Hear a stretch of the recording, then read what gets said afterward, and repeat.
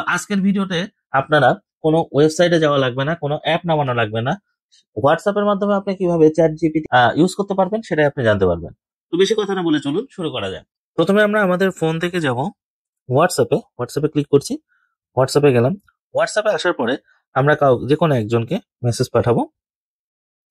এই নাম্বারটা আপনাদের সুবিধার্থে আমি আমার ডেসক্রিপশন বক্সে দিয়ে দেবো। এটা আমি দিয়ে দিলাম। এখন এই নাম্বারে আমি একটা ক্লিক করবো। আমি ক্লিক করছি। ক্লিক করার পরে দেখুন চ্যাট উইথ এই নাম্বারটা আসছে, এটা আমি দিয়ে দিচ্ছি। এটা আমি দিলাম। দেখুন চ্যাট জিপিটি এই অপশনটা চলে আসলো। এখানে এখন সাপোজ আমি জিজ্ঞাসা করি,